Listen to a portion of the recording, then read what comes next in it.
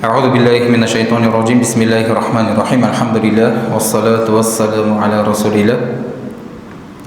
Имам Биркауи рахмаллахтан Ат-Тариқатул Мухаммадия атты кітабын ары қарай үйренуді жалғастырамыз.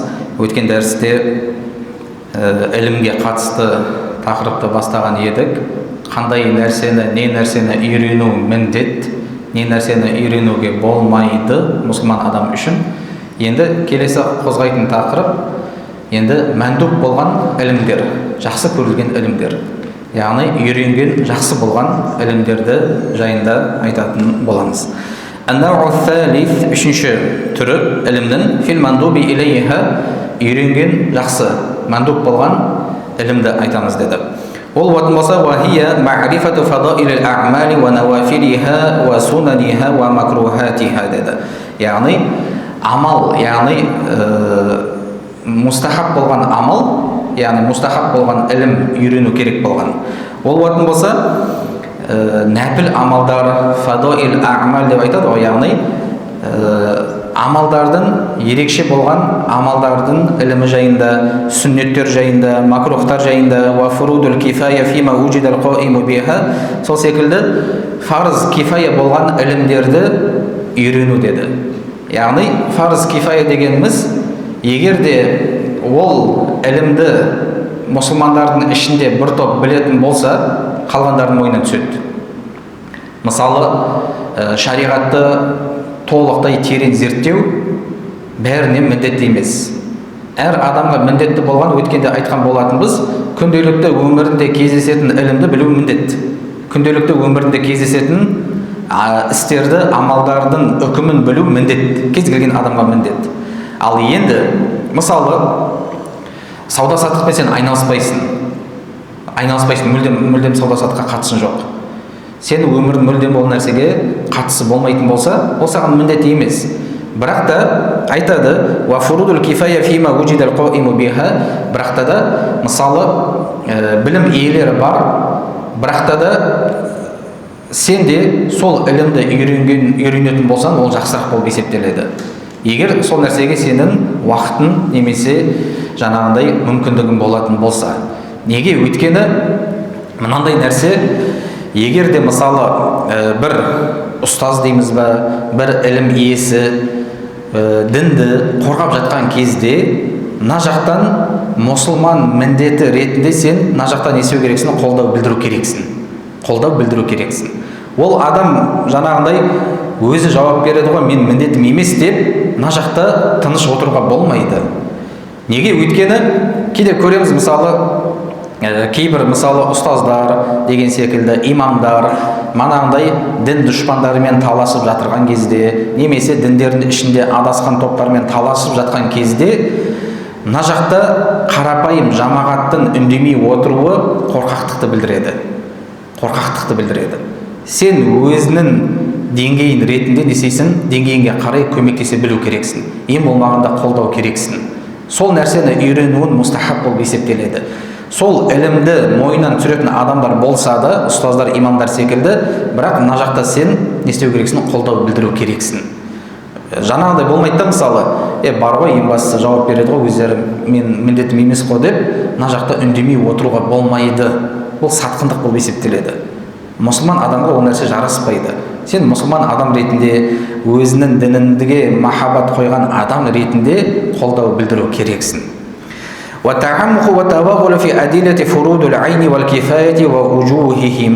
Сол секілді фарз айын болған ілімдерде терең үйрену, сол секілді фарз кифая болған секілді нәрсені соны терең үйрену, бұл нәрсе мустахаб болып есептеледі. Қай кезде, егер де сенде өзінің парыз болған амалдарынан уақыт үйлесіп жатқан болатын болса, сол басқа ілімдерді үйрену жақсырақ болады.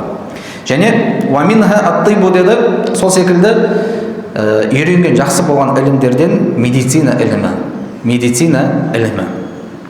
Қала фи Бустанул Арифин. Бустанул Арифин атты кітапта айтады, юстахаббу лирраджули ан я'рифа мин ат-тибби миқдара ма ямтани'у биhi амма ядурру би баданихи деді. Мустахаб болады деді адам үшін. Медицинадан үйрену деді. Медицинаны үйрену қандай деңгейде, өзіне не нәрсе зиян алып келеді, не нәрсе қолданған кезде денсаулыққа пайдалы, не нәрсе зиян, соны үйрену оған мустахаб деді. Сондықтан да әсіресе қазіргі кезде кез келген мұсылманға бұл ілімді үйрену жақсы болып есептеледі. Медицинадан мұсылман адам хабары болған жақсы. Үлкен имамдарымыздың өздері де, мысалы имам Шафиғи рахмаллах, мысалы шариғат ілімін толық зерттегенден бөлек медицинаға да қатты қызығатын болған. Сондықтан да мұсылмандар оны білген жақсы, медицина ілімінен. Әсіресе қазіргі кезде, енді бұрыннан ұстаздарымыздың айтып жүрген нәрсесі, әсіресе медицина саласында бізде ер адам, әйел адам жеке қарастыратын мәселелер бар. Яғни ер адам бізде жалпы шариғатымыздың немесе біздің өзіміздің дәстүрімізде қалыптасқан нәрсе, ер мен әйелдің арада бір нәрсе кішкене арақашықтық болған жақсы нәрсе. Және де әсіресе әйел адамның жаңағы гинекология мәселесінде, акушер гинеколог мәселесінде әйел адам қараған жақсы.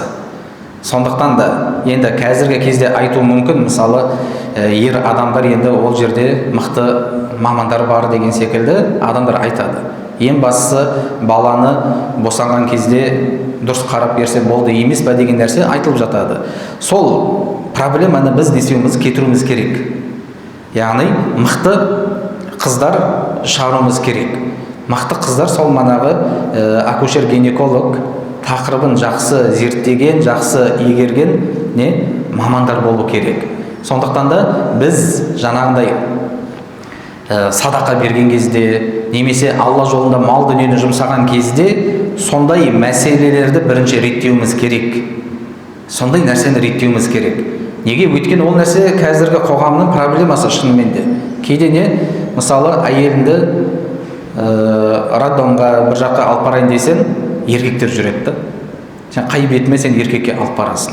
Енді амал жоқтан кейде алып баруға тура келетін жағдай болып қалады да. Мысалы әйел адам енді босанады, енді жаңағындай балаңа зиян тигізбейсің ғой, мысалы нәрестеге. Сол себепті, Алла разы болсын. Сол себепті кейде зәрулік болып жатады. Мына жақта қарайған ақша мысалы миллиондап, мына жақта мешіт сала бергеннен көрі, мына жақта одан да маңызды нәрсе бар да. Біз жаңағындай шариғатта соны талқылайтын фиқхул аулавият деген ілім бар. Яғни бір амалға қарағанда қайсы абзал? Екеуі де парыз болуы мүмкін, бірақ қайсы абзалырақ деген секілді. Соның ішіне осы ілімде кіреді. Әсіресе мысалы қалталы жігіттер болатын болса, қалталы бауырлар болатын болса, кәсіпкерлер мешіт сала бергеннен көрі сондай мәселені бірінші зерттеген жақсы. Жаңағындай әйел қыздарды мысалы акушер-гинекологқа оқытуға бүкіл манағындай оқып бітіргенге дейін қаражатын өзін көтеретін қылып, жағдайын жасап беру, оның манағындай жолына, жүрісіне, тамағына, жататын жеріне деген секілді оқуын төлеп беріп, мұсылмандар не істеу керек? Қолға алу керек. Өйткені бұл біздің қазіргі уақыттағы проблемалар. Сондықтан да жалпы бұл жерде медицина тақырыбы қозғалып жатқасын айтып жатырмын. Сондықтан да әр нәрсені реттілігімен қараған жақсы. Әр нәрсені өзінің реттілігімен болу керек. Мына жерде мысалы жақсы сауапты амал болуы мүмкін, бірақ мына жақта одан да сауаптырақ, маңыздырақ амалдар бар да, сол нәрсені реттеуіміз керек. Немесе қазіргі кезде де проблема, мысалы мешіттер салынып жатыр, мысалы өте көп, бірақ та мамандар жетіспейді да бізге. Шариғатты мықты оқып келген сондай мамандар жетіспейді. Қаншама шәкірттерді білеміз ілім жолына шыққан, бірақ та ақша жағынан қиналып, амал жоқтан ешкім көмектеспеген себепті не істеді? Оқуларынан қайтып кетті. Амал жоқтан жаңағындай дүниелік жұмыстарға кірісіп кетті. Өйткені одан не істеу керек? Семьясын асырау керек, өзін ата-анасын қарау керек. Мына жақта мұсылмандар не істейді? Ұстаз жоқ деп шырылдай береді. Ал сен сол ұстаздың келуіне қандай үлесіңді қостың? Жай ғана шағымдана бергеннен басқа не істедің сен? мына жақта мешіт тола берсін, бірақ та ішінде мықты маман болмайтын болса, адасқан топтар одан сайын көбейе береді. Білікті маман болмағасын не істейді? Манағы жамағаттың сұрақтарына жауап бермегесін ханафилер уахаби болып кетеді, басқа топқа кетіп қалады. Өйткені мықты қанағаттанатындай жауап бере алмайды, амал жоқтан мазхаб деген немесе матуридилер әлсіз екен деп басқа жаққа кетіп қалады. Өйткені қаншама бауырларды көрдік, мысалы сөйтіп кетіп қалған. Ал ол нәрсені кім уайымдап жатыр? Барлығы жаңағындай не? Анасына, әкесіне, атына мешіт сала береді, бірақ та мына жақта одан да маңызды нәрсе барды. Сол үшін де адам жан-жаққа қарау керек. Шынымен де сенің мақсатың жаңағындай ақыреттегі сауап болса, адам ойлану керек. Ал егер де мақсатың тек қана атақ шығару үшін болса, мешітке өз атында беріп кету, ата-ананың атын беріп кету, мақтану болатын болса, онда оған бұл тақырып қатысы жоқ. Ал шынымен де ақыретте сауапты қалайтын адам болатын болса, сол нәрсені бірінші реттеу керек. Өйткені білеміз, енді сол шәкірттермен сөйлескесін, араласқасын білеміз. Қаншама шәкірттер мысалы қарызға батып, сөйтіп оқып жүрді. Ал солардың мысалы мықты зейіндер, мықты алғыр шәкірттер бар, мысалы бауырлар бар, інілеріміз барды, мықты Құран жаттаған. Бірақ әрең жүрді. Ешкім оны ойламайды. Жамағат деген жаңағыда тек қана күтуден басқа дым білмейді. Қашан келесің. Ал бірақ кім мысалы қалтасынан шәкірттерге ақша шығарып жатыр? Ешкім ойламайды. Ең бастысы дәріс бер деп айтқаннан басқа дым білмейді. Еще дәріс бермесе ренжиді. Қай бетімен ренжисің сен? Ұстаздарға немесе ілім жолына жүрген адамға бірде-бір тиын шығарған жоқсың, көмектескен жоқсың. Сен тек қана манағындай дәріс бер деп аңдағаннан басқа дым білмейсің да, жылағаннан басқа. Бірақ өздігіне сен қандай үлесіңді қостың? Ол өз алдына үлесін қосып жатыр, ол қияметте айта алады, я Алла тағала мен әрекет жасадым депті. Сен не істедің дін үшін, ілімнің таралу үшін, ұстаздардың, мықты мамандардың келу үшін не істедің? Дін бітірген жоқсың да, аңылдағаннан басқа дін білмейсің да, ұстаз керек деп. Сол үшін де жаңағындай парыз, манағындай не? Сауапты амал бар, бірақ одан да сауаптырақ, одан да парыз болған ілімдер бар, немесе істер бар. Мұсылман адам сол нәрсеге қарау керек. Әсіресе жаңағындай мешіт сала беретін, мешіт салатын ағаларымызға, бауырларымызға да қатысты бұл нәрсе. Иншалла ризық қылып қиып Айбек салып бересің. Неге? Өйткені бұл нәрсе шынымен де қазір не проблемный мәселе. Өйткені шәкірттерін көреміз, кәдімгідей қиналып жүрген бауырларды білеміз. Қайта енді біз кішкене әлеуметтік желіде кішкене белсенді болғасын, қайта сбор жасап беріш деген секілді жалынып жүреді. Өйткені ешкім қолдамайды, жамағат қолдамайды, үйінде ата-анасы қаражат жетпейді, әрең жүрген адамдар, ата-анасынан сұрағанып кеткен адамдарды ешкім көмектеспейді. Сол үшін де айтып жатырмын. Келесі айтады. Және де медицина үйрену мұстахаб дедік, бірақ та міндет емес. Неге? Өйткені ем алудың үкімі парыз емес негізінде. Не үшін? Қазір түсіндіреді. Хуласа кітабында айтады. Рожулун истатлаqa батнуху ау рамадат айнаху фалам юалиж хатта адафа ва мата ла исма алейхи. Мысалы бір адам асқазан ауырды, немесе көзінде бір нәрсе пайда болды, денсаулығына зиян тиетін. Сөйтіп өліп кететін болса, ол күнәһар болмайды. Енді түсіндіреді. Ва фурриqa байна хаза ва байна ма иза сама ва лам якул ва хува қадирун хатта мата я'сам. Енді мысалы адам ораза ұстады, аштықпен жүрді, сөйтіп тамақ жемей өліп кететін болса, ол күнәһар болады. Ал бірақ та адам денсаулығына мысалы әлсіреді, емделмей өліп кететін болса, күнәһар болмайды. Не үшін? Екеуінің айырмашылығы неде? Валфарқу аннал аклам яқдара қувватихи фардун лианна фихи шаб'ан бияқин. فإذا ترك كان متلفا لنفسه ولا كذلك المعالجة لأن الصحة بالمعالجة غير معلومة деді. Неге? Өйткені адам денсаулығы өліп кетпейтіндей тамақ ішу парыз. Сол себепті адам айдалада мысалы тамақ таппаған кезде жейтін, өмірін сақтайтын. Оған не рұқсат етілді? Харам болған тамақтар рұқсат етілді. Арақ секілді, шошқан еті болатын болса, сен өміріңді сақтап қалу үшін содан кішкене бөлігін болсын жеу адал етілді. Харам болған нәрсе адал етілді. Неге? Өйткені өмірді сақтау парыз.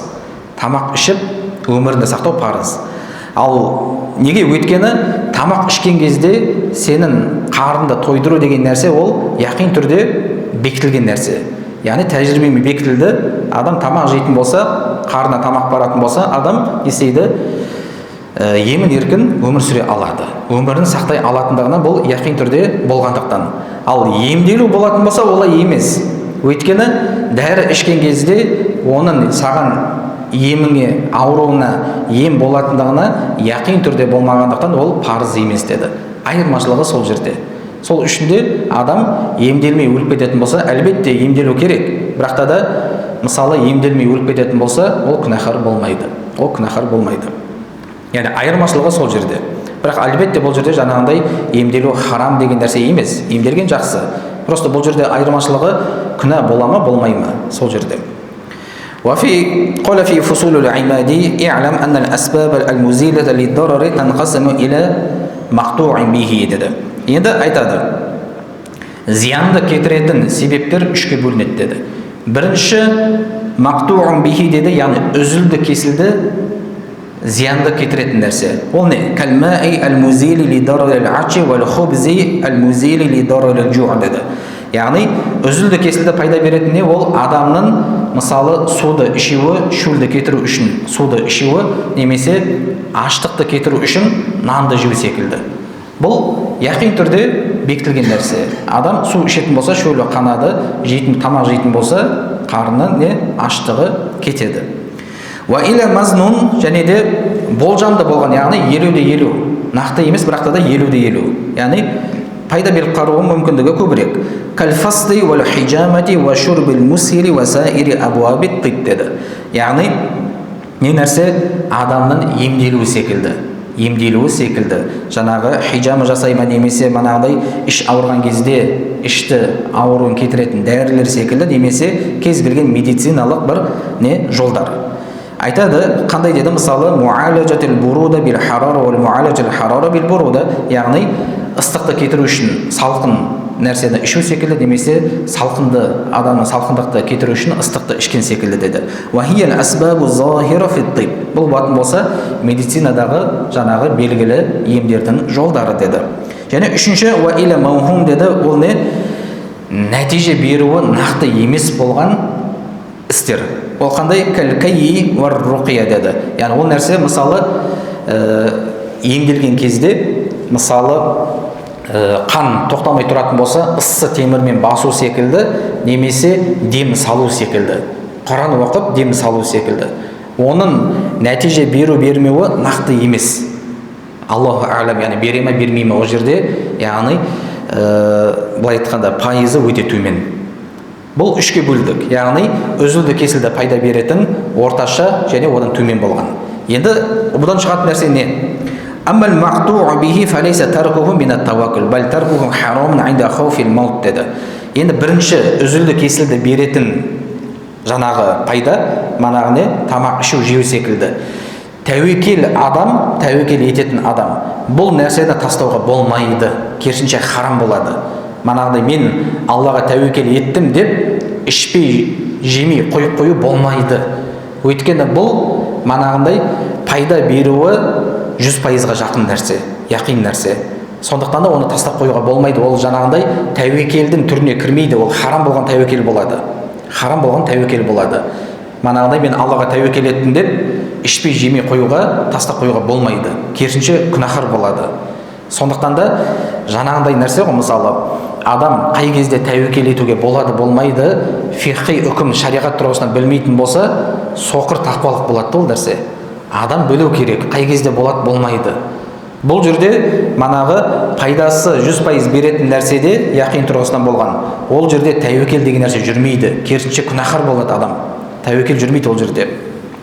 Ва амал маухум болатын болса, манағы ең төменгі болған нәрсе, дем салу деген секілді нәрседе тәуекел деген нәрсе именно сол жерде жүреді.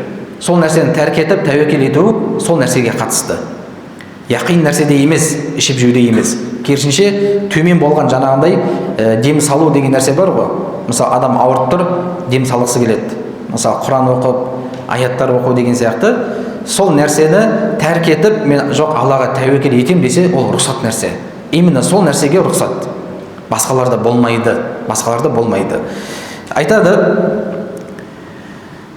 «Из бихи васафа ар-расулу саллаллаху алейхи вассалам аль-мутаваккилин» деді. Және де пайғамбарымыз саллаллаху алейхи вассалам Аллаға тәуекел етуші адамдардың сипатын сипаттаған кезде осы нәрсені айтты пайғамбар хадисінде. Манағындай олар десейді дем салмайды деді. Дем салмайды, және де манағындай емнің жолы бар ғой, манағындай қанап тұрған кезде ыссы темірмен басып күйдіріп қанды тоқтату. Сол нәрсені істемейтін адамдар деді пайғамбарымыз саллаллаху алейхи вассалам. Сол үшін де емделмей тәуекел ету именно осы нәрсеге қатысты.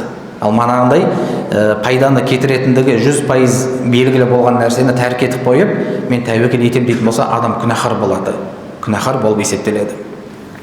وذلك في حديث بلغنا عن رسول الله صلى الله عليه وسلم. Бұл болса пайғамбар саллаллаху алейхи келген хадисте бұны имам Ибн Масуд радаллаху анхудан келеді. Пайғамбар саллаллаху алейхи айтты: "Уриту ал-умама бил-маусим, фараайту уммати қад малау ас-сахла вал-джабал, фа'ажабатни касратухум ва хайатухум, фақила ли арадита, фақулту наам." Маған айтты, үмметтер барлығы көрінді деді. Сөйтіп маған менің үмметім көрінді, бүкіл айдалада таулардың барлығын нестеген, толтырған менің үмметім еді деді. Сонда маған айтылды деді, яғни мен қатты таңғалдым деді, өте көп екендігін. Яғни қияметте мен үмметтің саны көп екендігіне мен таңғалдым деді. Сонда Алла Тағала разысың ба деді, разымын деді. Сонда айтты: Сонда Алла Тағала айтты: расында бұлармен қатар қосымша 70.000 адам есеп қисапсыз жәннатқа кіреді деді. Есеп қисапсыз жәннатқа кіреді. Сонда сахабалар сұрады: я Расулалла, олар кімдер есеп қисапсыз жәннатқа кіретін? Сонда пайғамбар саллаллаху алейхи айтты: «Аллазина ла яктуна ва ла ярқуна ва ла ятатайярун ва аля раббихим ятаваккалун» деді. Олар қандай? Манағы емделген кезде темірмен, ыссы темірмен баспайтындар, және де дем салдырмайтындар, және де татайюр деген нәрсе ырымға сенбейтіндер. Харам болған ырымға сенбейтіндер. Татайюр деген нәрсе арабтарда мындай болған, мысалы жолға шығатын болса, құстарға қарайтын болған. Егер оң жаққа ұшып баратса, онда сапарға шығуға болады. Сол жаққа ұшып баратса, жоқ, кейін шығайық деген сияқты. Немесе біздегі мысалы не? Сейсенбі күні, дұрыс па? Екінші күні түске дейін шықпайды, түс ауғаны, күн ауғаннан кейін шықсақ болады деген нәрсе соның қатарына кіреді. Бұл болмайды. Бұл болмайды. Ол нәрсеге сенуге болмайды. Өйткені тағдыр деген нәрсе бұл Алланың иелігі деген нәрсе. Пайда зиян ол манағы нәрсеге емес. Адам тәуекел етіп не істеу керек? Қорықпау керек. Ол нәрсеге сенуге болмайды. Немесе алдынан мысалы қара мысық өтіп кететін болса, адам қорқып, үрейленіп, жаңағындай енді не болды деген нәрсе, бұл Алла сақтасын, шариғат қайтарған ырымдар болып есептеледі. Ырым наным сенім болып есептеледі. Ол нәрсеге сенуге болмайды. Керісінше не деді? Ва аля раббихим ятаваккалун. Жәннатқа кіретін, есеп қисапсыз кіретін адамдар Аллаға тәуекел ететін адамдар деді. Керісінше мұсылман адам Аллаға тәуекел етіп не істеу керек? Нақты шешім қабылдай білу керек. Болмайтын нәрсеге сеніп, қорқып, үрейленіп жүре беруге болмайды. Адам Аллаға тәуекел етіп жүру керек. Тәуекел етіп не істеу керек? Шешім қабылдай білу керек. Сондай адамдар жәннатқа кіреді деді.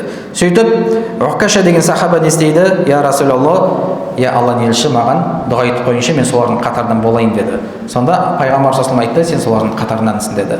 Басқа сахаба айтты: я Расулалла, маған да дұға етіп қойыңызшы деген кезде, Уқаша сенен озып кетті деді. Уқаша сенен озып кетті деді. Сөйтіп не істеді? Әлбетте бұл жерде пайғамбар саллаллаху алейхи бұл әдебі, жаңағындай сен қойшы деген жоқ. Мысалы не деді? Жаңағындай Уқаша сені озып кетті деп тоқтата салды. Яғни қатты дөрекі айтқан жоқ, керісінше жаңағы жұмсақ түрде жауап берді.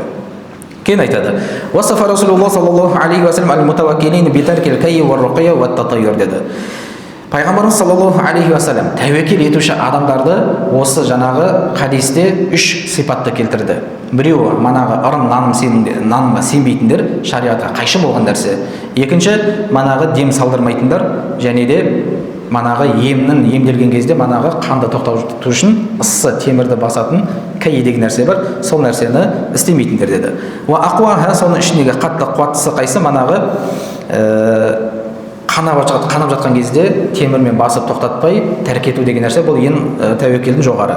Одан кейін демді тастау, ал манағы ырым нанымға сенуді тастап қою, бұл ең соңғы деңгей деді. Яғни тәуекелдің соңғы деңгейі.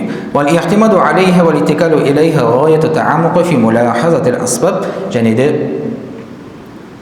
бұл нәрсені жаңағындай сол нәрселерге, ырым наным сенім немесе манағындай нәрсеге сеніп қалу, бұл нәрсені адамның сол нәрседен пайда көру деп айтамыз ба, немесе себепке сеніп қалудың жолдары болып есептеледі деді.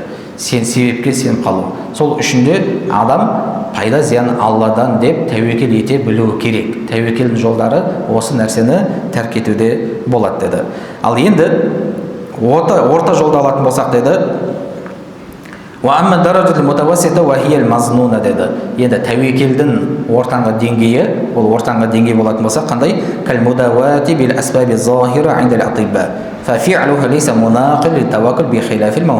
Ол болатын болса манағындай дәрігерлерге жүгіну, адам емделу.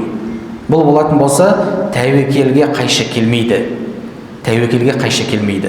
Адам емделетін болса манағындай, бұл деген жаңағындай Аллаға тәуекелі әлсіз деп айтылмайды. Бұл тәуекелге қайшы келмейді. Ешқандай проблема жоқ. Қайшылық білдірмейді.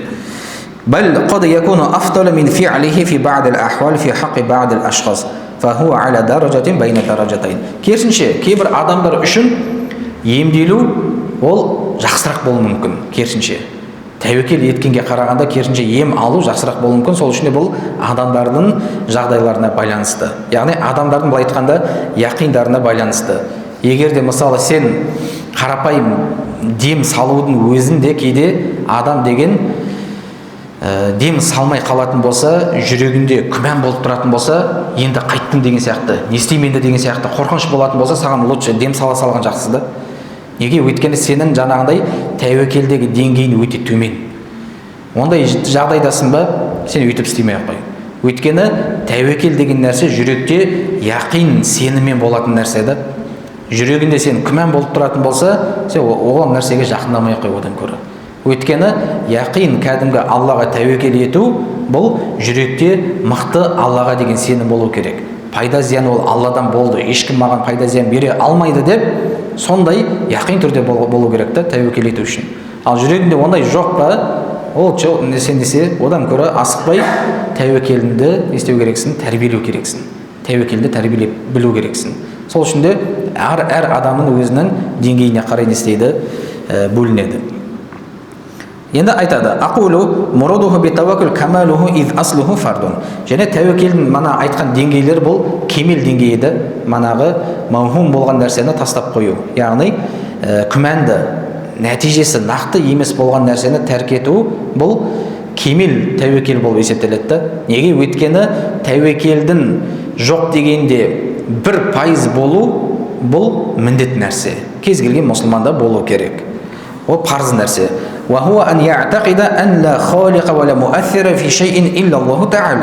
Яғни, ол қандай нәрсе? Мұсылман адамның жүрегіндегі тек шипа деген нәрсе тек қана Алладан деп сену. Алладан басқа ешқандай жаратушы жоқ деп сену, бұл кез келген мұсылманның жүрегінде минимум болу керек болған нәрсе. Ешқандай Алладан басқа еш нәрсе әсер етуші нәрсе жоқ деп, жаратушы жоқ деп сену. Бұл кез келген адамда болу керек болған, парыз болған нәрсе. Немесе фашифау лейса илля минху та'ала ва аннаху жаррат а'адатуху та'ала аля рабтил мусаббабати бил асбаб. Және де шипа да дәл солай. Ол Алладан деп сену. Дәрі ішкен кезде адам шипа дәріден емес, Алладан деп сену керек. Ал дәрі жай ғана себепші нәрсе.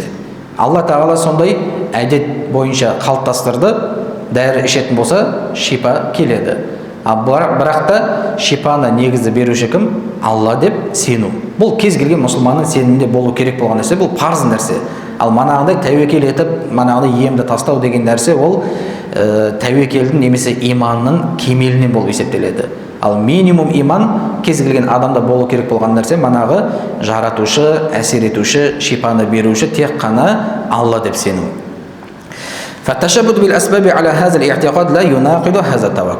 Және де манағындай себептерді ұстану, дәрі ішу, емделу деген нәрсе ол тәуекелді жоққа шығармайды, қайшы келмейді. Мазнунатан ау мавхуматан, қандай тәуекел болатын болса, манағы емделуді, манағыдай дем салуды тастап қою секілді нәрсені ешқашан не қайшы келмейді деді. Валау лам яътақид хаза бал иътақада анна шифаа мин ад-дава фал мазнуну балил мутаяққину мунақиду ли хаза таваккули айдан. Керісінше керек болса адам жаңағындай дәрі ішкен кезде шипа дәріден деп білетін болса, немесе керек болса яқин болған, мысалы манағындай нәрсе ішіп жеу, мысалы ол яқин түрде пайда береді деп айттық қой. Ал соның өзінде де ол нәрсені тастауға болмайды дедік қой. Бірақ соның өзінде де сол, мысалы нан жеген кезде нан менің қарымды тойдырады деп айтатын болса, су ішкен кезде су менің шөлімді қандырады деп айтатын болса, Алланың қатысыз адам не болады? Діннен шығып кетуі мүмкін. Діннен шығып кетеді, өйткені пайда зиян содан деп есептейтін болса. Сондықтан да бұның барлығы адамның сеніміне байланысты. Сенім бірінші орында тұрады. Шипа Алладан, тойдыратын да, шөлді қандыратын да Алла тағала деп сену керек. Манағы үш деңгейдің өзін айтқан өзінде де ең жоқ дегенде болу керек болған сенім, пайда зиян Алладан. Басқа еш нәрседен пайда зиян жоқ. Дәрі ішкенде де, тамақ ішкенде де. Бұл нәрсе кез келген мұсылманда болу керек болған нәрсе. Кейін айтады: وأما كمال التوكل فالاعتماد والاتكال على الله تعالى بلا استقصاء لا تعمق في ملاحظة الأسباب. Енді тәуекелдің ең жоғары деңгейі ол нәрсені бүкіл нәрседе себептерге қатты мән бермей, тек қана Аллаға жүгіну, Аллаға тәуекел ете отыру. Яғни ешқандай нәрсе, мысалы керек болса дәрі ішкен кезде де негізі ол негізгі себеп ол емес. Негізі шипа беретін ол Алла тағала деп жүректен наным сенімнің болуы. فهذا مستحب يناقضه التشبث بالسبب الموهوم فترك الكيء والرقية وأمثالها مستحب لا واجب деді.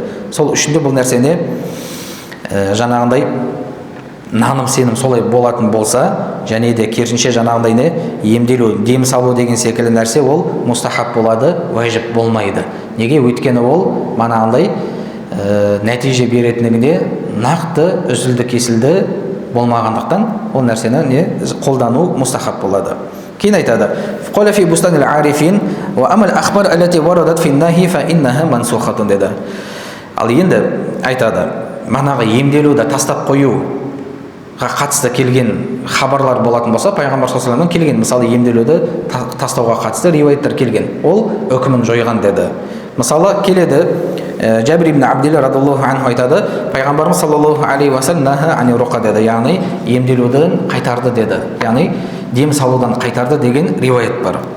Ал бірақ та айтады: "Ва кана инда али Амр ибн Хазм руқиятун ярқуна биха мин ал-ақраб", яғни Амр ибн Хазм деген сахабада не болған, егерде шаян шағатын болса, соған дем салатын адамдар болған, дем салатын болған. فأتوا النبي صلى الله عليه وسلم فعرضوا عليه وقالوا إنك نهيت عن الرقى فقال ما أرى به بأسا. Сол кезде пайғамбар саллаллаху алейхи ва саллям айтады, расында сіз, пайғамбар саллаллаху алейхи ва саллям айтады: "Я Расулаллах, сіз деген манағы дем салудан қайтарған жоқсыз ба?" деді. Сонда пайғамбар саллаллаху алейхи ва саллям айтады: "Ода тұрған еш нәрсе жоқ" деп айтады. Дем салуда проблема жоқ деді. "Ман истата'a минкум ан янфа'a ахаху фальяфал", кімде кім бауырына пайдасын тигізе алатын болса, жасасын деп айтады. Яғни дем салуда проблема жоқ. Кезінде пайғамбар қайтарған, бірақ та кейін не рұқсат берген дем салуға. Мысалы бір балаларыңыз ауырып қалатын болса, біреу мысалы ауыратын болса, Құран оқып дем салуға болады. Пайғамбар ол нәрсені рұқсат еткен. Және айтады: "Ва яхтамилу анна нахия ани алладhi яра ал-афията фи ад-дава'i фи нафсиhi ва амма иза арафа анна ал-афията мин Аллахи та'ала ва ад-дава'i сабабун фала ба'са биhi". Және пайғамбар саллаллаху алейхи ва саллям басында қайтаруының себебі негізі кімдерге қатысты? Егер де ол манағы дәрі өздігінен пайда береді деп айтатын болса, немесе дем салған кезде сол пайда зиян шипа содан деп білетін болса, пайғамбар содан қайтарған деді. Ал егер де шипа Алладан деп білетін болса, ода ешқандай проблема жоқ деді. Өйткені ол оны рұқсат ететін жайында риуаяттар өте көп келген деді. Мысалы, пайғамбарымыз саллаллаху алейхи ва саллям, енді арабша оқымай сразу аударып берейін, өйткені уақыт тығыз, осы тақырыпты бітіру керек. Мысалы, пайғамбарымыз саллаллаху алейхи ва саллям Ухуд соғысында жарақат алады, және де жарақат алған кезде сол қанаған жерге істеген пайғамбар саллаллаху алейхи ва саллям бұл жерде сүйек деп айтады, басқа риуаяттарда күл деп айтады. Сол күлді уатып не істейтін болған, сол жараға басқан, манағы қанды тоқтату үшін. Енді бұрын кезде сол еммен қолданған. Немесе ансарлық сахабаға манағындай капио дейді, не деп айтады, найза тиген кезде, сөйтіп қанап жатқан кезде пайғамбарымыз саллаллаху алейхи уассалам манағы ыссы темірмен басуды бұйырған. Ыссы темірмен басып қанды тоқтатыңдар деп айтқан. Яғни бұл нәрсе пайғамбарымыздың емделу жолы келген. Немесе пайғамбарымыз саллаллаху алейхи уассалам айтады, риуаят етіледі, муауазатан деген нәрсе не? Фалақ пен Нас сүресін оқып дем салатын болған пайғамбарымыз саллаллаху алейхи уассалам. Фалақ пен Нас сүресін оқып дем салатын болған. Сол үшін де пайғамбарымыз саллаллаху алейхи уассаламнан келген дем салу, емделу деген нәрсе. Және де бұл жайында риуаяттар өте көп деді. Кейін айтады, манағы не? Ыссы темірмен қанды тоқтату үшін басуды негізі жаңағындай нәтижесі беруі өте төмен болған деп айтудың өзі негізі қате деп айтады. Керісінше ол орта деңгейге жетеді деді. Неге? Өйткені бізде мысалы шариғат жаза бар. Шариғатта егерде адам ұрлық жасайтын болса, қолы шабылады, қолы кесіледі. Шариғат не істейді? Сол қолын кескеннен кейін ыссы майға қолын батыруды бұйырады, қанды тоқтату үшін. Өйткені қан тоқтамай кететін болса, адам өліп кетуі мүмкін. Ал ол адам өлім жазасына кесілген жоқ қой. Ол ұрлық жасады. Сол үшін қолы шабылды. Ал одан кейін не шариғат бұйырады? Ыссы майға батыруды. Өйткені қанды тоқтату үшін, өліп кетпеу үшін. Сол үшін де жаңағы ол нәрсе пайдасы манағы төмен болған нәрсе болатын болса, шариғат оны бұйырмас еді деді. Және де манағы ырым, нанымға сену, манағы құстың оң жаққа ұшатын болса жол болады, сол жаққа ұшатын болса болмайды деген нәрсеге қатысты, ол жаңағы маухум болған ілімнің қатарына кіргізді. Нәтижесі бола ма болмай ма деген секілді. Негізі оның қатарына кіргізу дұрыс емес дейді. Неге? Өйткені адам ойлап қалуы мүмкін, ол манағы дем салуға секілді үкімде деп ойлап қалуы мүмкін дейді. Олай емес, керісінше ол харам болған амалдардан дейді. Керісінше имам Қоди хан, біздің Ханафи мазхабының муштахид ғалымы Қоди хан не деп айтады? Керісінше кейбір ғалымдар оны адам діннен шығып кетеді деп айтқан. Кімде-кім сол ырымға сенетін болса. Не манағындай мысалы жол болу болмау мәселесі. Біздегі мысалы көп кездесетін мана қарамасқа өтіп кету деген секілді, жол болмай қалады деп сену, немесе жаңағындай аспанда арабтардың жасаған секілді құстарға қарап болжау деген нәрсе, бұл керісінше кейбір ғалымдар оны адамды діннен шығарады деп айтқан. Ал кейбір ғалымдар шығармайды деп айтқан. Сол үшін де одан сақ болу керек. Ол нәрсе рұқсат емес болған ырым, наным, сенім жаңағындай шариғатқа қайшы келетін. Және қорытынды айтады, сол үшін де жаңағы емделу деген нәрсе парыз емес, ол керісінше мустахаб болып есептеледі деді. Және де имам Ғазали да Ихия Улумуддинде айтады, медицинаны үйрену фарыз кифая дейді. Яғни бір елді мекенде бір топ адам болу керек, медицинаны білетін. فإذا فرغ السالك عن فرض العين ووجد من يقوم بفرض الكفاية أو لم يوجد فحصله أيضا فله الخيار. Енді мысалы бір елді мекенде бір топ манағы медиктер бар, медицинаны мамандары бар. Енді фарз кифаяны мойнына түсіріп жатыр, адамдарды емдеп жатыр. Енді адамда, мұсылман адамда таңдау бар деді. Қаласа нәпіл құлшылықпен айналыса болады, немесе қаласа сол медицинаны үйренсе болады деді. Адамда таңдау бар деді. Таңдау бар. Фахаза афдал минал ауал деді. Және де керісінше үйренген абзал болып есептеледі. Нәпіл құлшылықпен айналысқанға қарағанда медицинаны үйреніп айналысқан мустахаб болып есептеледі. Неге? Өйткені адам жеке өзі құлшылық, нәпіл құлшылықпен айналысатын болса, Құран көп оқу деген секілді, немесе тахаджуд оқу деген секілді, бұл пайдасы өзі үшін. Ал медицина үйреніп, немесе басқа да ғылымдарды үйрену, оның пайдасы бүкіл үмметке кетеді. Ал екеуінен қайсы пайдасы көбірек болады, сол абзал болып есептеледі. Сол үшін де егерде адам мысалы өзінің мамандығын жақсы меңгерді, парызын өтеп жүр, 5 уақыт намазын, құлшылығын жасап жүр, толықтай үлгеріп жүр, қосымша одан уақыт бар. Сол уақытта енді адам таңдау бар ғой. Нәпіл құлшылықпен айналысайын ба, мысалы күн сайын нәпіл ораза ұстайын ба, Құран жаттап, көбірек Құран оқиын ба, хатым етейін ба деген секілді. Мына жақта тағы да не бар? Болмаса, манағындай адамдарға пайдасын тигізетін ілімдерді үйрену бар да адамда. Сол кезде сол үмметке пайдасы тиетін ілімді үйрену жақсырақ болып есептеледі.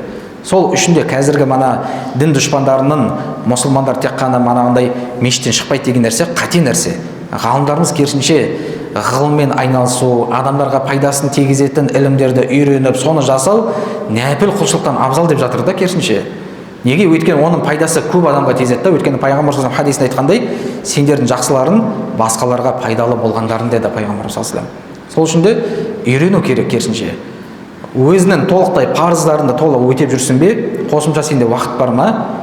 Мысалы, отбасы бала шағанды асыраудан, нәпақанды табудан, өзінің манағы міндеттерінде толық орындаудан бөлек қосымша сенде күш қуат бар, уақыт бар ма?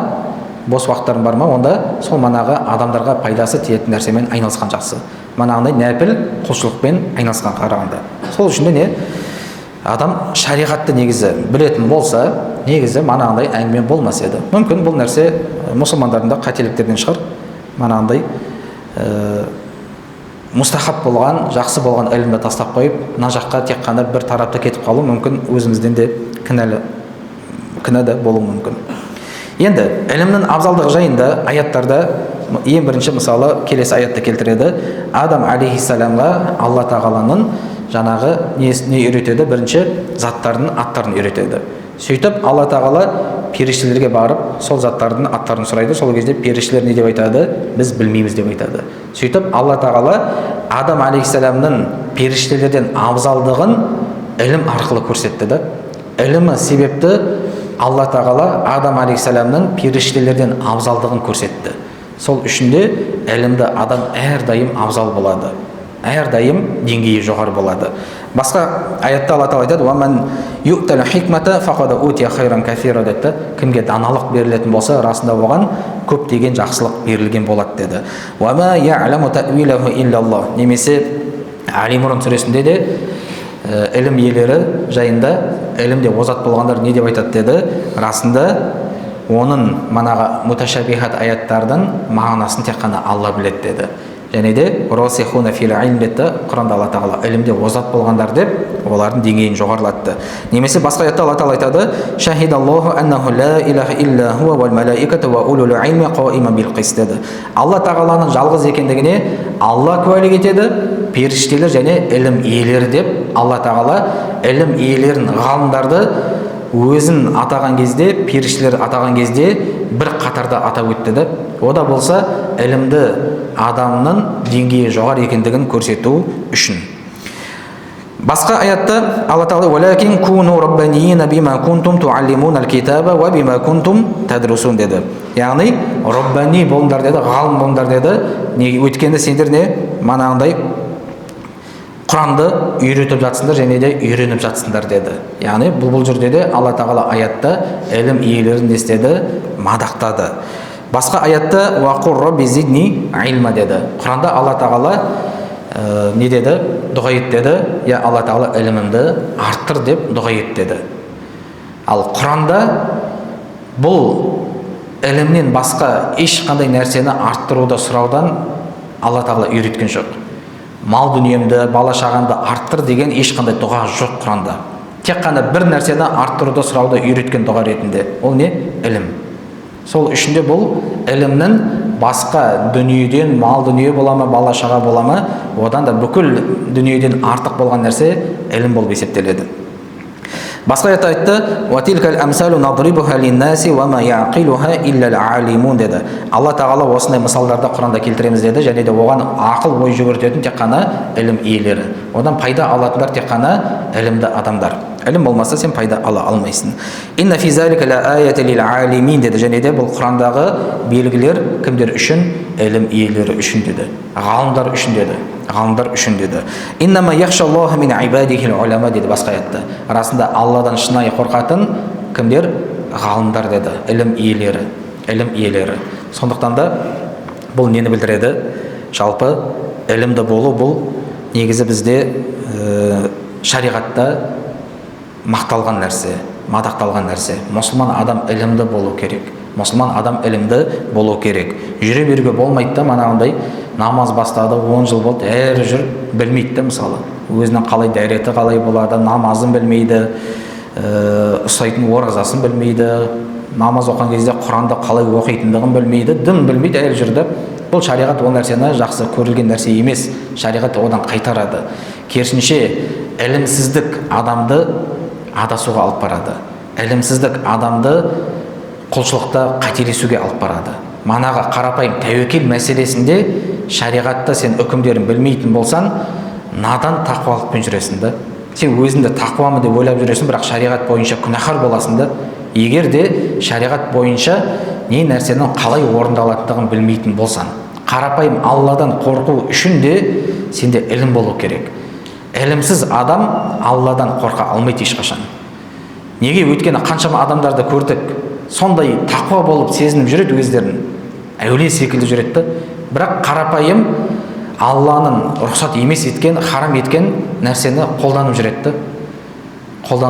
Ол нәрсені өте көп кездестірдік. Мысалы, бір бауырымыз айтқан секілді, бір адам келіп айтты дейді, мысалы, сақал қойған, кәдімгі сәлдемен, ұзын киіммен, кәдімгі сүннет бойынша жүр дейді, шапанмен деген секілді. Бұрыннан намаз оқиды дейді.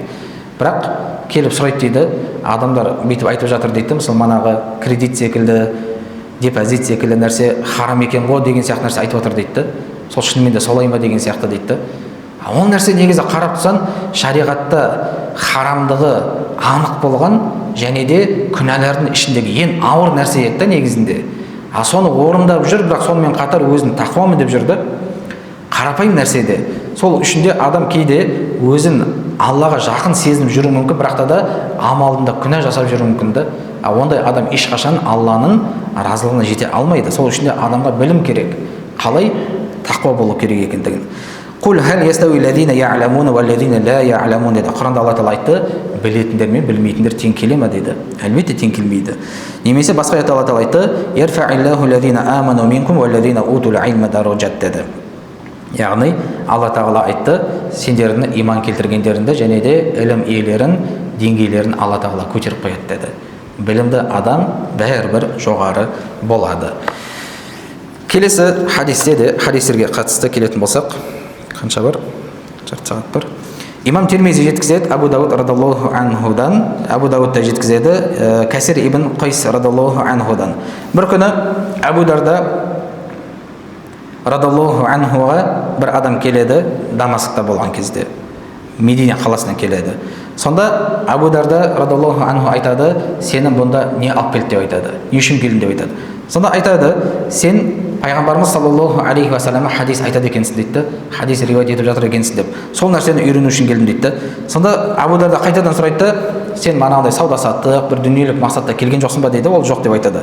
Сонда Абу Дарда радаллаху анху айтады, Касир ибн Қайс радаллаху анху айтады. Жоқ, Абу Дарда екен, Абу Дарда радаллаху анху айтады. Пайғамбарымыз саллаллаху алейхи уассалам айтқандығын естідім деді. Кімде кім ілім жолына шығатын болса, ол жәннатқа жол бастаған болады деді. Жәннатқа жол бастаған болады. Расында ілім талап етуші адамға періштелер қанаттарын жаяды деді. Періштелер қанаттарын жаяды деді. Соның істеген амалы үшін разылығын білдірген мақсатта. Және де ілімге шыққан адамға, қарапайым мысалы мешітке ілім алу үшін келген адам үшін не деді? Аспандағы, жердегі бүкіл жаратылыстар оған кешірім сұрайды деді. Алладан кешірім тілейді деді. Керек болса, судың ішіндегі балықтар деді. Судың ішіндегі балықтар да истиғфар жасайды деді. Ілім талап етіп жүрген адам үшін. Қарапайым мысалы мешітке ілім жолына шықтыңыздар ма, үйге қайтқанға дейін бүкіл жаратылыстар сіз үшін кешірім тілейді. Керек болса, аспан жердегі де, судың ішіндегі де бүкіл жаратылыстар сен үшін кешірім тілейді деп жатыр. Және де айтады, ілімді адаммен ілім алмай тек қана құлшылықпен айналып жүрген адамның мысалы ай мен басқа жұлдыздардың мысалы секілді. Ай басқа жұлдыздардан қалай жарық болатын болса, сол секілді ілімді адам ілім талап етпей тек қана құлшылықпен айналып жүрген адамның мысалы сондай деді. Және айтты, расында ғалымдар пайғамбарлардың мирасқорлары деді. Ғалымдар пайғамбарлардың мирасқорлары, пайғамбарлар болатын болса өзінен манағыдай мал дүние қалдырмайды, расында олар ілімді қалдырады деді. Яғни пайғамбарлар мирасқоры, яғни ұрпағы болу үшін адамда ілім болу керек. Ілімді адамдар, дінді үйренген, шариғатты үйренген адамдар пайғамбарлардың мирасқорлары. ұрпақтары. Кімде-кім сол ілімді алған болса, расында ол көптеген жақсылыққа жеткен болады, көптеген нәрсеге қол жеткізген болып есептеледі деді. Басқа риуаятта Ибн Умар радаллаху анху айтады, пайғамбар саллаллаху алейхи ва саллям айтты дейді, құлшылықтың ішіндегі ең абзалы фихты үйрену деді. Фихты, халал харам мәселесін үйрену. Ва афдалу дини ал-вара' деді, және діннің ішіндегі ең абзалы ол адамның тақуа болуы деді, тақуалықта жүруі. Вара' деген нәрсе, тақуа деген яғни харамды тастау емес. Вара, яғни тақуалық деген нәрсе күмәнді нәрсені тастау. Өйткені харам нәрсені тастау ол кез келген мұсылманның міндеті ол. Харам нәрсені жасамау кез келген мұсылманның міндеті. Ал шынайы тақуалық ол күмәнді болған нәрсені тастай алуын сен. Өйткені харам нәрсені кез келген мұсылманға міндет ол тастайды. Ал бір нәрсе күмәнді болған кезде Алладан қорқып, сол нәрсені Алла үшін тастауын шынымен де тақуалығының көрсеткіші. Ал егер өйтіп істей алмайтын болса, ол тақуалық емес. Тақуалық болып есептелмейді. Имам Табараниден жеткізген хадисте Абдулла ибн Умар айтады, пайғамбар саллаллаху алейхи ва саллям айтты дейді, қалилул илми хайру мин касирил ибада дейді. Яғни кішкентай ілім алсаң, соның өзі көп құлшылық қылған қаран жақсырақ деп айтады. Көп құлшылық қылған қаранды жақсырақ. Кішкентай ілім алудың өзі. Ибн Аббас радаллаху анхумадан айтады, пайғамбар саллаллаху алейхи ва саллям айтты дейді, من جاء أجله وهو يطلب العلم لقي الله تعالى ولم يكن بينه وبين نبينا إلا درجة النبوة дейді. Кімде-кім ілім алып жүріп дүниеден өтіп кететін болса, Алла тағаланы сондай халде жолықтырады, ол адам мен пайғамбарлардың арасында тек қана бір деңгей болады дейді. Пайғамбардан кейінгі деңгейде тұрады деді. Ілім жолында жан тапсырған адам. Ілім алып жүріп, қарапайым тәжвид үйретіп жүріп дүниеден өтіп кетсеңіз де, ғалымдардың қатарынан тірілесің. Ілім жолында жүрген адамның қатарынан боласың. Имам Табарани өзінің Кабир кітабында айтады, Са'лаба радаллаху анхудан айтады, пайғамбар саллаллаху алейхи ва саллям айтты дейді, Алла тағала қиямет күні ғалымдарға айтады деді, расында мен ілімімді, мейірімділігімді сендерге азаптау үшін жіберген жоқпын деді, керісінше сендерге не кешіру үшін бердім деді. Яғни кімде ілім болатын болса, қиямет күні Алла тағала оларды кешіреді деді. Яғни кімде ілім болатын болса, Алла оларды азаптамайды деген мағынада. Имам Асфахани Абу Умама радаллаху анхудан айтады, пайғамбар саллаллаху алейхи ва саллям айтты дейді, қиямет күні Аллаға құлшылық қылған және де ілім алған адаммен екеуін келтіреді деді.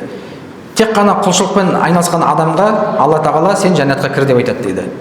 Ал ілім алып жүрген адамға Алла тағала жәннаттың алдына тұр деп айтады дейді. Сен өзінің қалаған адамдарыңа шапағат етесің деп айтады дейді. Өзімен бірге адамдарды жәннатқа кіргізесің деп ілім талап еткен адамға айтады деді. Ал құлшылық қылған адам үшін олар жәннатқа кіре береді, құлшылықтары үшін, жасаған сауаптары үшін. Ал ілім талап еткен адам үшін, дінде ілімді болған адам үшін Алла тағала жәннаттың ардына сен тұр да қалаған адамыңды тозақтан шығар деп айтады, яғни шапағат ет деп айтады. Бұл ілімді адамның шарапаты, ілімді адамның деңгейі. Абдулла ибн Умар радаллаху анхума айтады, пайғамбарымыз саллаллаху алейхи ва саллям айтты дейді, ілімді адамның тек қана құлшылықпен айналысатын адамға қарағанда 70 есе деңгей жоғары деді. Және де әрбір деңгейдің арасы 70 жыл жылқының аттың шабатын мерзіміндей деп айтады. Яғни ара қашықтығы сондай болады деді. 70 жыл ат қалай шабатын болса, сол бір деңгейдің арасы сондай болады деді. Солай 70 деңгей жоғары деді. Не үшін? Өйткені лианна шайтаны ябтадиул бид'ата линнаси фа юбсируха ал-алиму фаянха анха. Неге? Өйткені шайтан дінге сондай жаңалықтар енгізеді, сондай шариғатта рұқсат емес болған нәрсені енгізген кезде оны ілімді адам ғана көре алады, сөйтіп адамдарды содан қайтарады деді. Ал құлшылық қылатын адам болатын болса, ол не істейді? Дінде сондай харам нәрсе кіргізіп жатса да адамдар оны білмейді, жүре береді. Өйткені ілім жоқ та ода. Жасап жатқан амалы, немесе қазіргі жан-жақтан келіп жатқан әртүрлі идеологиялар келіп жатса да ол білмейді ол нәрсе шариғатқа қайшы екендігін. Ол неге? Өйткені ілім алған жоқ, тек қана намаз оқып, құлшылық қылып жүрді, болды. Зікірін етіп жүріп болды. Ілім алған жоқ та. Ол білмейді, ол манағы сырттан дін дұшпандарының дінге енгізген нәрсесін білмейді да, өйткені. Ол нәрсе шариғатқа қайшы ма, қайшы емес пе, алып келіп жатқан наным сенімдер манағы әртүрлі коучтардың, психологтардың айтып жүрген нәрсесі ол шариғатқа қайшы ма білмейді да. Машалла күшті екен деп жүре береді да. Ал шариғаттан ілімі бар адам біледі, оның дұрыс емес екендігін, соны айтады. Сол үшін де ілімді адам ілімсіз тек қана құлшылық жасап жүрген адамға қарағанда бәрібір абзал болады. Өйткені ол не істейді? Манағындай дінін қорғай алады, үмметті тозақтан құтқара алады, себепші бола алады. Сол үшін де ілімді адам бәрібір жоғары болып есептеледі. Пайғамбарымыз саллаллаху алейхи ва саллям Абу Хурайра радиаллаху анху жеткізген хадисте айтады: "Ма убидаллаху би шайин афдал мин фихи фи диниллахи та'ала." Алла тағалаға құлшылықтардың ішіндегі ең абзалы Алланың дінін үйрену деді, фихты білу деді. "Вала фақихун вахидун яшуду ашадду аля шайтани мин альфи абидин" деді. Расында бір шариғатты білетін адам 1000 шариғатты үйренбей тек қана құлшылықпен айналып жүрген адамға қарағанда шайтанға қауіптірек дейді. Бір ілімді адамның өзі шайтанға ұнатпайды дейді, 1000 құлшылық қылатын адамға қарағанда. Неге? Өйткені ілімді адам шайтанға қарсы тұра алады, білімі бар да ода. Ал ілім алмай тек қана құлшылықпен айналып жүрген адамдар болатын болса, ол керісінше өзі шайтанға құлшылық қылып жүрсе де білмейді, өзі қалай не істеп жүргенін білмейді. Өйткені ілім жоқ та ода, ілім жоқ. "Валикулли шайин имад ва имаду дин аль-фих" деді. Әрбір нәрсенің негізі бар, діннің негізі ол фих деді, фих ілімі. Абу Хурайра радиаллаху анху айтады: "Маған кішкентай болсын мерзім ілімді үйренуім, фихті үйренуім, маған қадір түнін құлшылықпен өткізген қарағанда жақсырақ" деп айтады. Қадір түнін құлшылықпен өткізген адам үшін қанша уақыт сауап беріледі? 1000 ай, дұрыс па? Альф шахр деді, 1000 ай. 1000 ай дегені шамамен 84 жыл, 83 жыл. Сол уақыт құлшылық қылғанға қарағанда кішкентай бір мезет, мысалы 5 минут фихты үйрену мен үшін жақсырақ деп жатыр да. Бұны кім айтып жатыр? Абу Хурайра радиаллаху анху. Имам Термизи Абу Умама радиаллаху анху айтады: Пайғамбарымыз саллаллаху алейхи ва салламға екі адамның мысалы келтірілді деді. Біреуі ілім алатын, біреуі ілім алмай тек қана құлшылықпен айналып жүрген адам.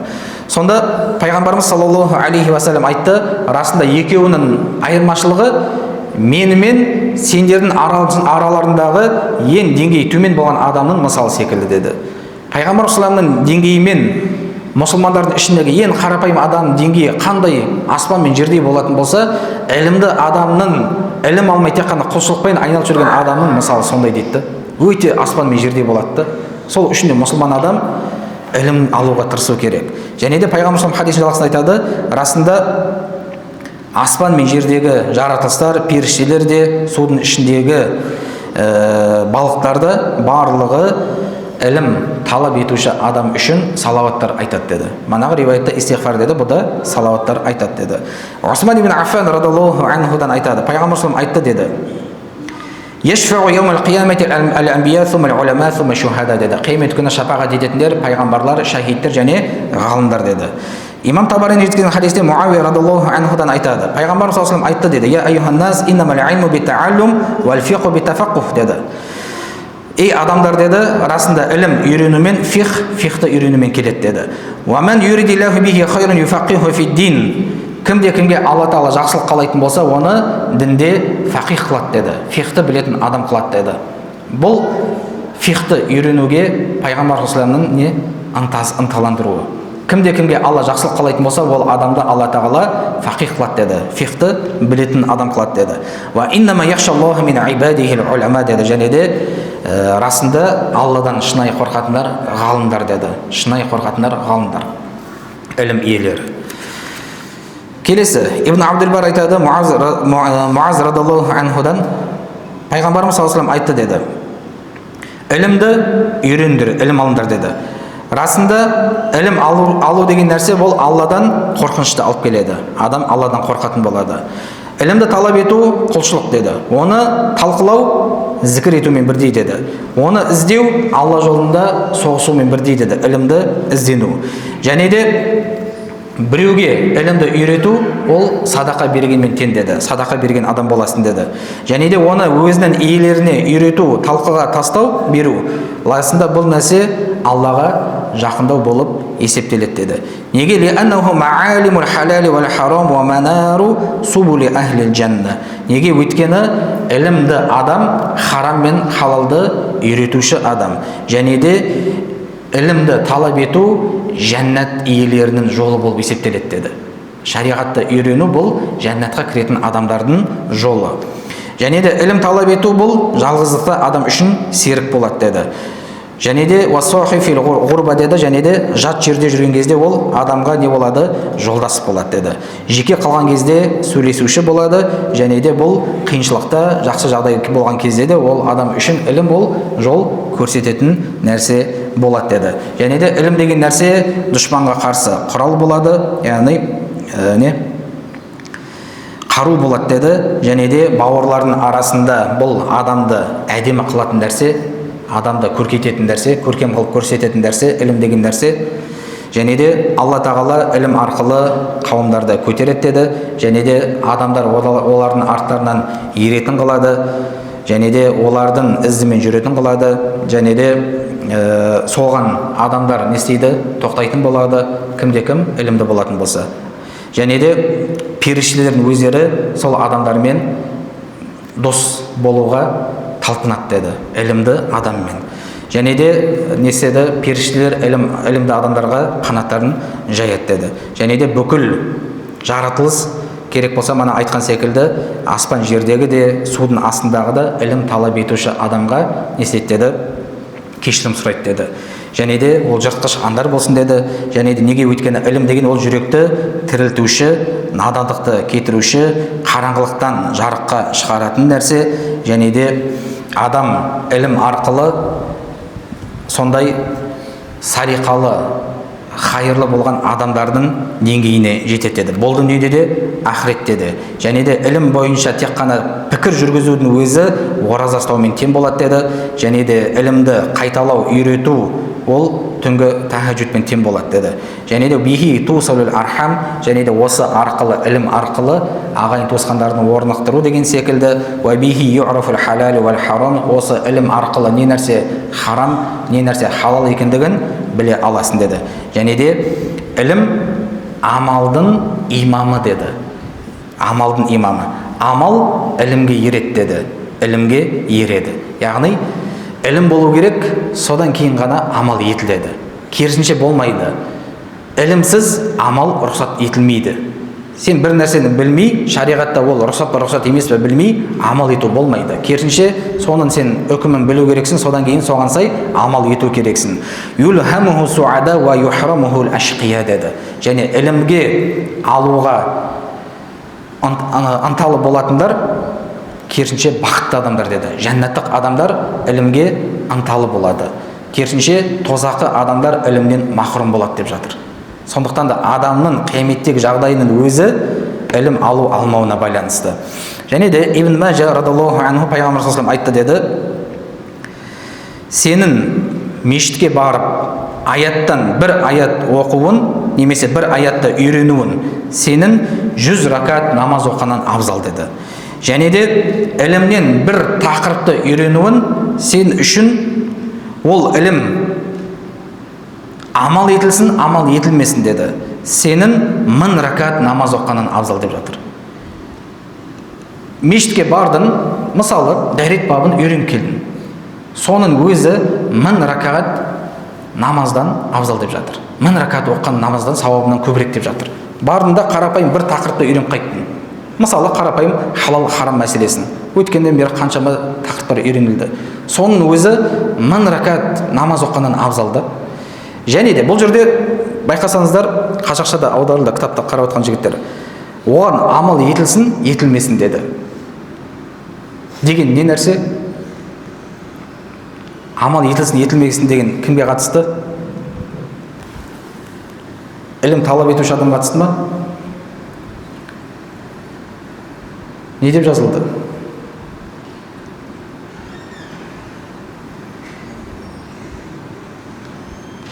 Жоқ па?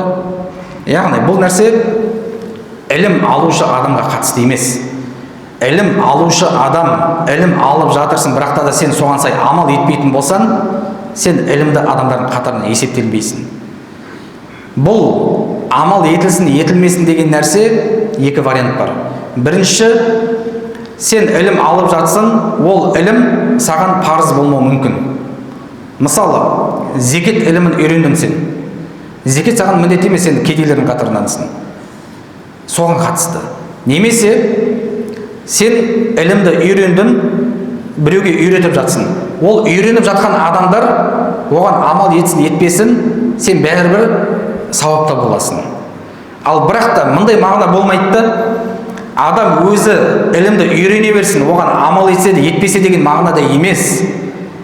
Өйткені егер де адам ілім алып жатыр, бірақ та іліміне сай амал етпейтін болса, қиямет күні тозақта болады.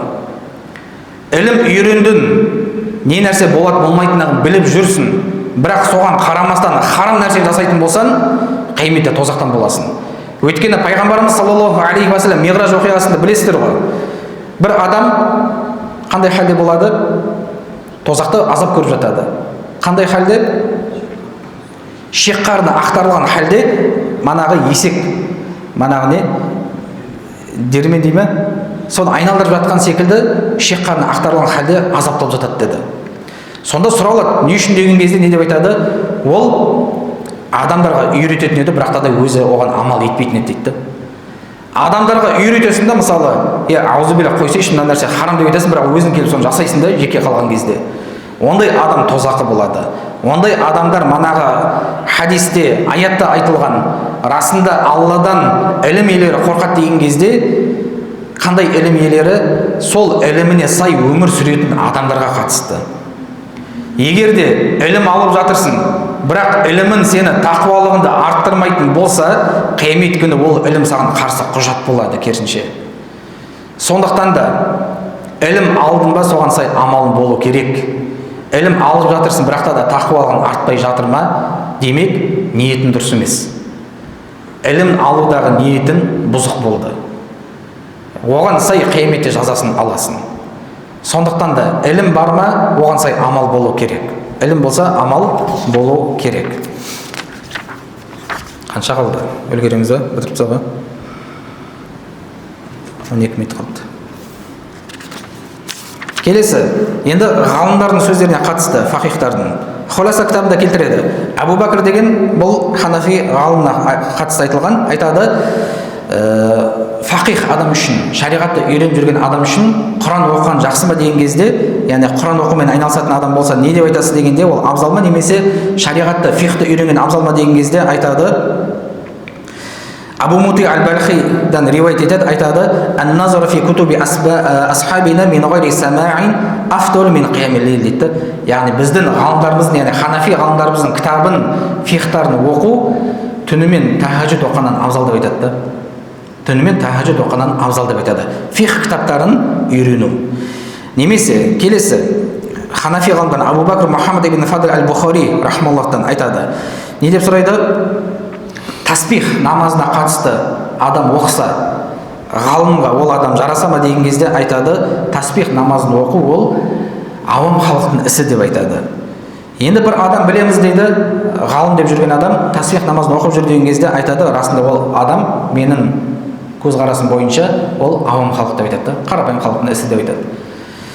Әлбетте бұл нәрсе жалпы қазір одан кейде келеді, мысалы, ілім алған жақсы ма, Құран оқыған жақсы ма деген кезде ілім алған жақсы деп айтады. Енді адамдар сөйтіп ойлап қалуы мүмкін, ғалымдарымыз Құран оқудан қайтарып жатыр, тахаджуд оқудан қайтарып жатыр деген адамда ой келу мүмкін да. Негізі бұл нәрсе мұсылман адамның ұстанымы қандай болу керек дегенді түсінбеген адам. Базовый нәрсені білмейтін адамның түсінігі. Неге?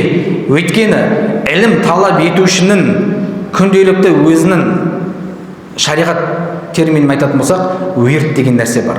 Уирді болу керек. Өзінің бір күнделікті амалы болу керек. Ілім талап етіп жүрсің бе, күнде сенде жоқ дегенде бір пара, екі пара оқитын сенде өзінің бір әдетің болу керек. Бұл кез келген мұсылманға қатысты. Ал одан кейін соның барлығын сен орындап жүрсің. Күнделікті өзінің мысалы 5 пара Құран оқисың, күнделікті. Нәпіл өзінің сен күнделікті бекіткен амалың бар. Одан бөлек 1000 таспих сандайсың. 100 ракат намаз оқисың. Содан бөлек уақыт қалған кезде Құран оққан жақсы ма, ілім алған жақсы ма деген сұрақта бұл деген. Ол манағында емес та, біздің өзіміздің сондай кемшілік болған құлшылықтарымызға қатысты салыстыруға болмайды да. Ол ғалымдардың сұраған кезде сол мағынаны мақсат тұтады. Күнделікті сенің құлшылықтарынан, Құран оқуынан, нәпіл намаздардан бөлек уақыт қалған кезде құлшылық қылған жақсы ма, немесе фих оққан жақсы ма деген кезде фих оққан абзал деп айтуы сол болады. Сол үшін де манағындай өзінің кемшілік болған құлшылықтарымен салыстырма ғалымдардың айтқан сөздерін. Олардың жалпы кез келген есі дұрыс мұсылман күнделікті өзінде оқитын паралар болады Құраннан. Ешқандай Алла сақтасын. Егер де мұсылман бір күнін жоқ дегенде бір бет оқымайтын болса, оның иманды күмән бір адамды. Ондай адамның жаңағындай Алланы таныған, пайғамбарымыз саллаллаху алейхи уассаламның сүннетін таныған адамның қатарынан емес ондай адам. Күнделікті оқитын Құранның бір бөлігі болмайтын болса, күнделікті Алланы зікір ететін манағындай зікірлері болмайтын болса, салауаттан бір жоқ дегенде 1000 салауат деген секілді көлем болмайтын болса, ол адамның иманда проблем бар адамда, сүннетті түсінбеген адамда, мен сүннетпен жүремін дейтін адамның сөзі емес, амалы емес. Сол үшінде манағы ғалымдардың жаңағыдай сөздерді айтқан кезде өзіміздің сондай кемшілік болған құлшылықтарымызбен салыстыруға болмайды. Олардың айтқан нәрселері жаңағыдай сұрақ қойған кезде, манағыдай таспих намаздарын оқу, Құран оқыған кезде жақсы ма, сол нәрсе жақсы ма, немесе фих шариғатты үйренген жақсы ма деген кезде, манағы күнделікті міндет болған амалдардан бөлек адам сол нәрсемен айналысқан жақсы ма, жақсы емес па деген мақсатта қойылған сұрақтар. Түсінікті ма? Сол үшінде өзіміздің кемшілік құлшылықтарымызбен ол нәрсені салыстыруға болмайды. Олардың амалдары қайда, біздікі қайда. Сол үшінде мұсылман адамда манағындай нәрсе болу керек. Дұрыс нәрсе болу керек. Келесі Таджинис кітабында кетеді. Айтады: "Ар-раджул иза та'аллама бa'д ал-Qur'ан ва лам ятa'аллам ал-кул." Мысалы бір адам Құранды кейбір бөлігін жаттады, толықтай емес деді. Кейін айтты: "Егер де ода уақыт бөлетін болса, Құран жаттаған жақсы ма, немесе нәпіл намаз ба?" деген кезде айтады: "Ли'анна хифз ал-Qur'ан 'ala al-ummati fardu kifaya ва ta'allum al-fiqh awla min zalika" деді. Яғни ол нәрсе Құран жаттаған жақсы, нәпіл намазға қарағанда, ал бірақ та Құран жаттаған қарағанда фихты, шариғатты үйрену одан да абзал деді. Өйткені шариғатты үйренетін болсаң, сенің пайдан көп адамға тиеді. Ал нәпіл намазды, нәпіл құлшылықты орындайтын болсаң, оның пайдасы тек қана сенмен шектеледі. Кейін айтады: وطلب العلم والفقه والعمل به إذا صحت نية أفضل من جميع أعمال البر деді. Манағы шариғатты үйрену, дұрыс ниетпен талап ету, бұл бүкіл нәпіл құлшылықтан абзал деді. Өйткені манағы пайғамбарымыз саллаллаху алейхи уассаламның хадисі айтылғандай, Алланың алдында ең абзал құлшылық етілген нәрсе, құлшылық ол дінді үйрену деді, фихты үйрену деді. Кейін айтады: Имам Биркауи рахмаллах осы тақырыпты келесі өз сөзімен аяқтайды. Бұл жалпылама қорытындылайтын болсақ, егер адам өзінің жаңағындай міндеттерін толықтай орындағаннан кейін ғана қосымша уақыт болатын болса, ілім алған абзал болып есептеледі. Өзінің жаңағындай парыздарына, міндеттеріне кемшілік келтірмейтін болса, нұқсандық келтірмейтін болса, ол кезде ілім талап еткен абзал болып есептеледі. Ілім талап еткен абзал болып есептеледі.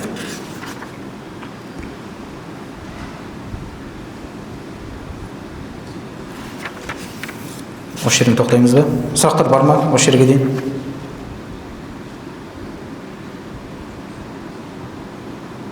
Сұрақтар бар ма?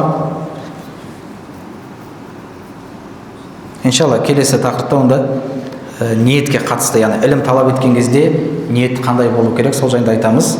Одан кейін имам Биркауи рахмаллах осы ілім алуға қатысты кейбір сондай адасқан сопылардың ілім алуға қатысты сондай адасқан көзқарастарына қатысты жауаптар береді. Содан кейін иншалла уже жаңағындай жүректің амалдарына қатысты, тақуалық секілді, тәкаппарлық секілді сол тақырыпқа иншалла өтетін боламыз. Субханаллахи ва бихамдик, ашхаду ан ла илаха илля ант, астағфирука ва атубу илейк.